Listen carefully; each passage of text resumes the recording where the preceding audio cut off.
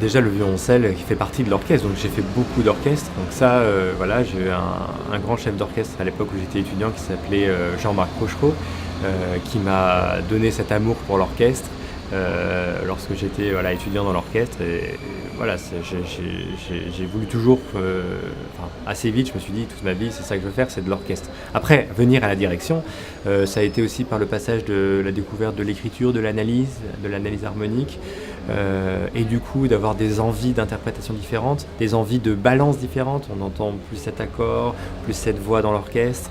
Je me disais, mais c'est ça qu'il faudrait qu'on entende, et pourquoi le chef d'orchestre qui est devant moi ne demande pas ça? Je me dis, bon, bah, c'est pas qu'il est mauvais, c'est qu'il a une vision différente, mais du coup, moi, j'aimerais entendre ce que ça donne. Du coup, pourquoi pas essayer, et voilà. Donc, c'est comme ça que je suis venu à la direction.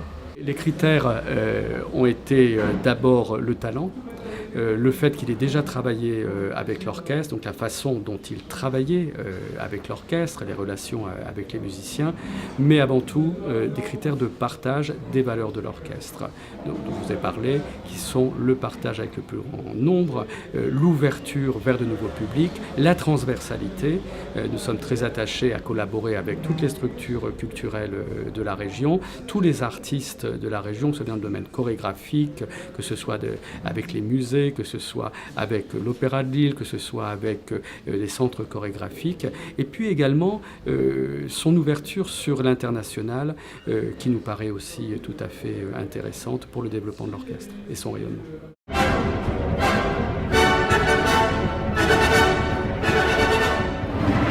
La singularité de l'Orchestre de Lille, c'est d'abord un orchestre qui, en plus d'avoir une salle exceptionnelle avec une grande acoustique qui est le Nouveau Siècle, c'est aussi un orchestre itinérant au sein de la région. C'est la grande particularité qu'a impulsé Jean-Claude Casatsu il y a déjà 40 ans, c'est-à-dire la diversification du public, le renouvellement des lieux de concert, amener la musique amener la culture au plus grand nombre possible, que ce soit aussi dans les prisons, dans les hôpitaux, dans les usines même. Et en tout cas de se déplacer même dans toutes les villes de la région. Et ça, c'est une valeur pour moi de partage, de diversité et d'accès, d'accès à la culture dans laquelle je me retrouve énormément. Les valeurs, je dirais, ADN qui ont constitué le fondement de l'Orchestre national de Lille, qui sont le partage de l'excellence avec le plus grand nombre, ce qu'a défendu Jean-Claude pendant des années, et il va pouvoir s'appuyer sur ce socle, sur ce travail à la fois social, sociétal et artistique qui a été fait pendant 40 ans. Et puis il va pouvoir développer maintenant aussi les qualités artistiques de l'orchestre qui sont grandes et qui ne demandent qu'à s'épanouir.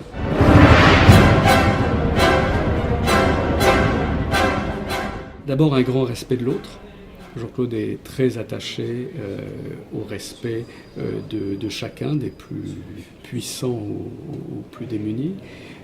Ensuite, une capacité charismatique à transmettre les valeurs musicales, ce que c'est que la musique, et également une sensibilité très fine aux problématiques de la société dans laquelle il vit. Il a augmenté déjà énormément le nombre des musiciens, avec des musiciens de très grande qualité, donc déjà qui ont formé un son d'un orchestre professionnel qui est présent et qui est voilà. Quand je dirige l'orchestre, je le dirigeais encore hier pour des essais acoustiques, et c'était on est très content du son déjà de l'orchestre. Il a été très vigilant à l'exigence à la fois artistique, mais l'exigence par rapport au projet de partage avec le plus grand nombre. Il a essayé qu'aucune classe de la société ne soit laissée pour compte dans la musique, à l'accès à la musique, et Alexandre est tout à fait dans cette ligne-là que nous défendons. Moi, je souhaite maintenant continuer ce travail en profondeur, de développer une spécificité, une signature sonore. Dans la signature sonore, d'avoir évidemment la spécificité française de l'orchestre, le souci de la précision du répertoire français, de la création française, mais aussi de la clarté sonore, la clarté des équilibres, l'orchestration. Ce sont des choses qui sont vraiment pour moi importantes. Et moi, je suis très attentif avec Alexandre à ce que la signature sonore de l'orchestre soit bien celle d'un orchestre français et reste un orchestre de couleur française. Et c'est pour ça aussi que nous avons choisi un chef français, non pas d'abord parce qu'il était français, mais parce que c'était un grand talent, et en plus il est français, et donc pourra contribuer à maintenir cette signature d'orchestre. Et puis le son des cordes, travailler dans des symphonies de Brahms par exemple, trouver un son large, voilà, c'est des choses auxquelles je commence déjà à m'atteler avec l'orchestre, parce que j'ai aussi moi une idée d'une identité sonore qu'on peut faire avec un orchestre. Je mets ma patte en fait à l'orchestre, et voilà, c'est le travail que je vais faire. Donc le choix du répertoire, ça ne va pas être uniquement Ravel et Debussy.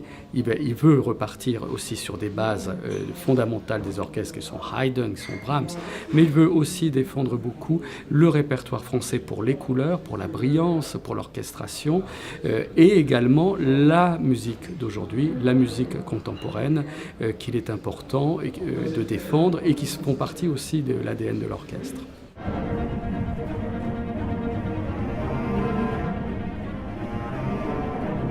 Déjà, ce sont deux orchestres avec des cultures qui sont complètement différentes, hein, en Allemagne et en France. L'énergie en répétition est différente, le public est différent, l'insertion de la musique dans la société est différente aussi. Donc je souhaite prendre le mieux de chaque côté, et pour essayer d'importer dans chaque orchestre ce qui permet de faire que l'orchestre est vraiment inscrit dans la société d'aujourd'hui, avec une excellence artistique toujours, et avec une culture dans chaque style.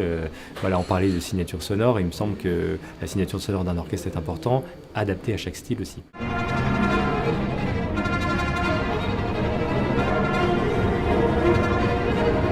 Concrètement, c'est un peu sur le fond, mais surtout sur la forme des concerts. La forme des concerts, ça va être aussi quelle va être la durée du concert sur certaines pièces, sur certaines séries. On peut inventer des concerts. L'orchestre fait déjà des concerts flash d'ailleurs entre midi et 2. Ça passe aussi par un répertoire qui se transmette aussi une réflexion sur soi, sur l'être humain et sur ses valeurs. Et donc je pense que quand on programme Mahler ou qu'on programme Ravel, on ne veut pas dire la même chose tout à fait. Et je pense que la musique est un formidable réservoir d'émotions qui nous permettent de nous retrouver et de faire une sorte d'introspection de soi. Et donc c'est l'ensemble de l'éventail de ce répertoire qui est important de faire passer dans des formats adaptés aujourd'hui. Mais même un concert d'abonnement, donner une forme soit plus interactive ou plus participative du public, plus ludique pour les plus jeunes, adapté à chaque tranche d'âge. Du coup, aussi des temps de concert. On peut imaginer des concerts de 10 minutes pour les bébés. Juste le temps de leur concentration. Je pense que c'est justement par les projets qui vont vers la société. L'orchestre l'a beaucoup fait. Nous avons joué dans tout les salles, les lieux possibles, ce qui fait que nous sommes allés vers la société, nous sommes allés vers les populations, ce qui a fait les fondements d'ailleurs de soutien de l'orchestre. Maintenant, ce que je voudrais, et Alexandre également, c'est que les gens viennent aussi chez nous. Nous avons une superbe salle maintenant, et nous voudrions aller vers les spectateurs, mais que les auditeurs puissent venir profiter du meilleur de la musique dans notre salle. Ça, c'est très important. Et puis aussi, en effet, vivre avec son temps. Moi je trouve qu'il est important de faire de la musique classique pour les gens d'aujourd'hui, en gros. Et d'utiliser les nouvelles technologies, comme même les smartphones. Je rêve, moi, vite d'un concert, de mettre en place assez vite une série, ou avec un concert où on aurait, au début du concert, on ne demande pas aux gens d'éteindre leur téléphone portable, mais au contraire de le laisser allumer, en mode silencieux, bien sûr, et de tweeter sur le concert, de faire un selfie, de participer par le biais d'une application, et d'être participatif au concert, ou même interactif et d'influer sur le déroulement du concert. Et puis l'autre facteur, ou le truchement de cela, c'est la personnalité du directeur musical.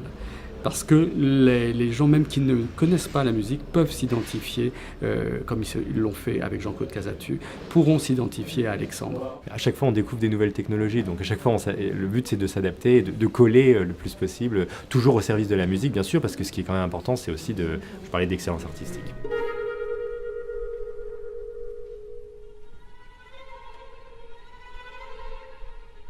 Là, moi, j'arrive à l'orchestre. C'est un peu une saison de transition, c'est-à-dire que ces concerts étaient déjà prévus avant que je sois nommé. Donc, c'est pas une saison. Enfin, les concerts que je fais ne sont pas pensés avec le projet que j'ai amené à l'orchestre. Par contre, ils sont quand même construits au sein du même concert, ça évidemment. Le concert qu'on va faire en décembre, le concert de Noël, pour moi, un concert où j'ai envie de m'amuser avec l'orchestre. Et ça tombe bien parce que du coup, ça va être la deuxième série que je fais avec l'orchestre. Donc après, quelque chose de sérieux, d'émotion, le premier concert donc de passation qui va avoir lieu à la fin de ce mois-ci. Voilà, on aura une série de 7 concerts avec une tournée dans la région où on va pouvoir s'amuser avec un programme américain, des fois latino-américain, faire éclater les couleurs de l'orchestre. Voilà. Toucher à l'opéra aussi, c'est quelque chose qui pour moi est devenu nécessaire et ça le sera à partir de cette saison. À Düsseldorf, je dirige pour la première fois l'Élixir d'amour à partir d'octobre et tout le reste de la saison. Et donc à Lille, les pêcheurs de perles. Et en plus, on a eu la chance de trouver un casting de chanteurs exceptionnel, jeune mais bourré de talent et qui du coup avait un peu l'âge de Bizet à l'époque où il a composé, donc c'est assez chouette aussi. Moi je connaissais pas très bien l'opéra avant de m'y atteler, et là évidemment j'ai commencé à regarder, à travailler cet été sur la partition et c'est fou les précursions qu'on voit du Bizet après un peu plus vieux parce qu'il a quand même pas vécu longtemps. Il y a au moins 5 moments très marquants où on pourrait enchaîner directement sur Carmen. Il y a aussi la fameuse symphonie qui, elle, était d'avant, mais du coup qui a vraiment qui est resté en fait dans la couleur un peu élan, souffle, jeunesque qui se retrouve très vite dans cet opéra. Et puis voilà, on a déjà un énorme drame qui se passe, dans le dramatique en tout cas. Voilà, moi je suis très pressé de faire de l'opéra avec l'orchestre. C'est quelque chose que je commence à toucher pas mal avec l'orchestre du Düsseldorf. Et je commence à avoir cette culture aussi de l'opéra et je ressentais le besoin de développer ça et c'est parfait que ça arrive cette saison. Et il reste le dernier concert, bien sûr, Enfer et Paradis, Blanc et Noir, L'eau et le feu. On me demande souvent si j'ai une spécificité dans la musique en termes de répertoire.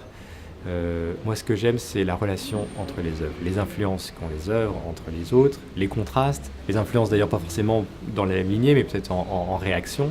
Là, on met en regard l'enfer de Yann Robin, qui est un compositeur contemporain, moderne, contemporain de nos jours, avec des sons saturés, j'ai reçu une partition, je suis obligé de l'agrandir en A1 tellement il y a de lignes sur la partition.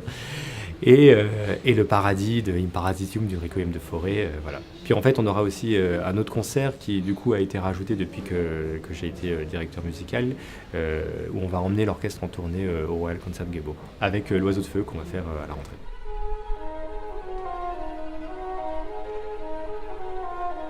J'ai des compositeurs que j'aime particulièrement, mais avant tout ce que j'aime, c'est vraiment l'interaction entre les compositeurs et les œuvres.